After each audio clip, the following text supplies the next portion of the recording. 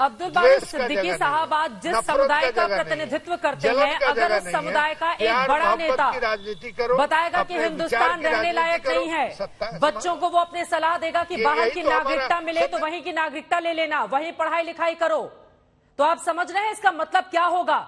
हिंदुस्तान के बाहर दूसरे देशों के, दूसरे मुल्कों के लोग सुनेंगे तो उनको लगेगा हिंदुस्तान में न जाने क्या स्थिति बन गई है। अब चलिए जरा आगे बढ़ते हुए चलते चलते यही बता दीजिए, बीजेपी के नेता तो हालांकि पाकिस्तान का सर्टिफिकेट लेकर बैठे रहते हैं सबको देने के लिए, लेकिन आप बता दीजिए कौन सा मुल्क हिंदुस्तान के अलावा है जो आपको ज्यादा सुरक्षित नजर आता है। नहीं, आप तो हमसे ज्यादा पढ़े लिखे हैं और सारे समझदार हैं सब जगह का। आपने देखा होगा कई चीजों का अभी तो टर्न हो गया इधर। हाँ। आप जो है कई जगह के क्रिश्चियन कम्युनिटी के लोगों का भी बयान आया था बहुत पहले, उड़ीसा से लेके कई जगह का, सिखों का भी है। और दूसरा जो है मतलब इसको सिर्फ धार्मिक दायरे में नहीं बनाई है, इस देश में तो समाज जो है जात में, पात में, ऊंच में, नीच में, घृणा में, द्वेष में बटा हुआ है।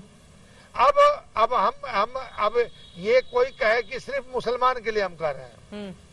अब आरक्षण के बारे में बहुत लोगों की क्या राय है, आरक्षण के समर्थक की क्या राय है, आरक्षण के विरोधियों की क्या राय है। अब आप गलत दिशा में जा रहे हैं, इसमें भी सवाल चलना चाहिए। आरक्षण को लेकर यहाँ पर बहस नहीं हो रही है, अभी बहस इस बात को लेकर हो रही है कि हिंदुस्तान सुरक्षित है या फिर नहीं है, आपके रहने लायक है या फिर नहीं है।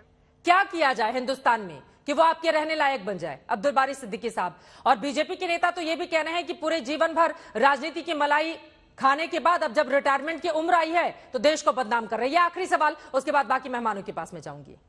ऐसा ही है क्या? मेरा विधानसभा क्षेत्र जो है एक जमाने में बहेरा हुआ करता था, फिर अलीनगर हुआ, तो उस इलाके से जो एक तरह से हमारे ब्राह्मण बाहुल्य इलाका है, समझा कि नहीं, और कोई एक कम्युनिटी के वोट से हम कभी नहीं जीते। और हम क्या हैं 2020 में, हाँ, और क्या हमारा व्यवहार, क्या हमारी राजनीति रही है, वो हमारे इलाके के लोग ही बताएंगे जी कि हम क्या हैं और हमारी जीवन शैली भी क्या है, ये भी बताएंगे। सर यही तो बात है ना, हम लोगों ने राजनीति कि सारे समुदाय के लोग आपको वोट दे रहे हैं, लेकिन उसके बावजूद अगर आप ये बताएंगे कि हमें डर लगता है और हम बच्चों को बड़े बड़े स्कूल कॉलेज में पढ़ा रहे हैं विदेशों में, और फिर हम बोल रहे हैं कि तुम वहीं पर बस जाओ, तो ये तो सहूलियत की राजनीति हुई ना। जिस देश ने आपको इतना कुछ दिया, उस देश को एक ऐसे वक्त में आप बदनाम करने की कोशिश कर रहे हैं सिद्दीकी साहब, जब सबसे ज्यादा आप लोगों की जरूरत है। और इस तरह का गैर जिम्मेदाराना बयान क्या वास्तव में आपको देना चाहिए? गोलमोल आप जिस भी तरह की बातें करते रहे। अब जल्दी जल्दी बाकी लोगों की मैं टिप्पणी ले लेती हूं।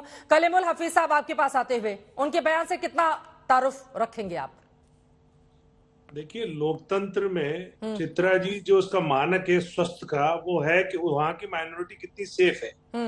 अब इसमें तो कोई दो राय नहीं कि माइनॉरिटी के खिलाफ, माइनॉरिटी में भी मुसलमानों के खिलाफ संघ परिवार ने युद्ध छेड़ रखा है, उनके खाने पे, उनके कल्चर पे, उनके मजहब पे, उनकी मजहबी शिनाख्त पर, इवन उनके हिजाब पर, सब तरफ जो है वो इनकी नजर है और उनको परेशान करने की कोशिश की गई है। लिंचिंग से लेके और तमाम जो इम्तिहानात हैं वो सब मुसलमानों को देने पड़ रहे हैं।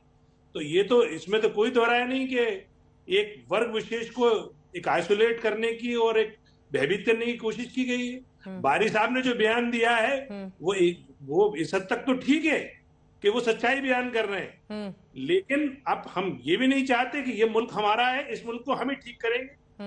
हम चाहते हैं अगर सरकार गलत कर रही है तो जिस तरह से हमारे राष्ट्रीय अध्यक्ष बैरिस्टर असदुद्दीन ओवैसी साहब कहते हैं कि जो भी होगा हम सरकार की आंखों में आंखें डाल के उसकी कमियां बताएंगे, लेकिन ये मुल्क हमारा है, सबसे ज्यादा सेफ हमारा यही है।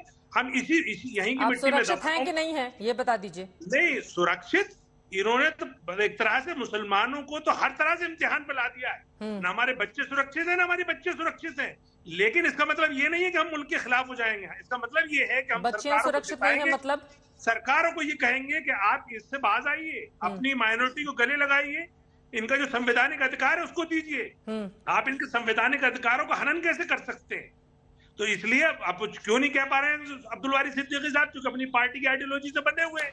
सच्चाई तो बयान कर दी, अब टीवी पे आके सच्चाई नहीं एक्सेप्ट कर सकते। हम वो पार्टी है जो सच्चाई कहते भी हैं और सच्चाई सरकार को भी बताते हैं और मीडिया के थ्रू भी कहते हैं। और आज भी हम कह रहे हैं कि आपको भी डर लग रहा है, मतलब कह रहे हैं कि बीजेपी के शासन में मुसलमानों बच्चियों के लिए और जो युवा हैं उनके लिए देश सुरक्षित नहीं है, आप भी यही कह रहे हैं? नहीं, देखिए ना, उनकी स्कॉलरशिप इस सरकार ने खत्म कर दी। उनके बच्चियों के जो हिजाब पहन रही थी पिछले 75 साल से, उस पे उन्होंने पाबंदी लगा दी। हिजाब का इतना ज्यादा समर्थन क्यों करते हैं आप? टोपी पहन के बैठे हुए हैं क्या? आप बैठे हैं क्या टोपी पहनकर? इस्लाम में नहीं सर, एक सेकंड, ये दोहरा चरित्र नहीं चलेगा। हाँ बिल्कुल, कौन रोक रहा है? आप पहनिए, अरे कोई नहीं रोक रहा है, कोई नहीं रोक रहा है। लेकिन अगर महिलाओं को और बच्चियों को आप लोग अगर बिल्कुल इस तरह से बंधक बना देंगे और बोलेंगे कि नहीं तुमको पहनना, ये मानसिकता इस तरह की क्यों रखते हैं? क्यों? दुनिया भर में बहुत बड़े बड़े जो मुस्लिम नाम की बच्चियां हैं वो दुनिया भर में अपना नाम रोशन कर रही है, नहीं पहनती है वो बुर्का, नहीं पहनती है वो हिजाब। आप लोगों ने मन में डाल रखा है सर, खुद तो पहनेंगे नहीं, खुद फॉलो करेंगे नहीं, बच्चियों के लिए सारे नियम लेकर आएंगे। आप जवाब सुनिए। आप, मेरी बेटी अगर हिजाब पहनना चाहे तो आप कौन होती है? कोई नहीं रोकेगा, लेकिन स्कूल में अगर सबके लिए एक नियम होगा तो उसको फॉलो करना पड़ेगा। नहीं सर, बिल्कुल नहीं। देखिए एक सेकंड, अगर वो बाहर पहनना चाहेगी, वो टीवी पर पहन के बैठे, स्वागत करते हैं हम, हमारे वहां कोई रोक नहीं है। लेकिन स्कूल कॉलेज में अगर वहां पर सबको एक जैसे कपड़े पहनने हैं, वहां पर स्कूल के नियम के हिसाब से रोका जाएगा तो उसको फॉलो करें आप लोग। गलत बयानी मत करें, गलत बयानी मत करें। कलीमुल हफीज साहब एक सेकंड, बाकी लोगों के पास जाते हुए। ठीक है सर, सुप्रीम कोर्ट के फैसले का भी इंतजार है हमें। ठीक है सर।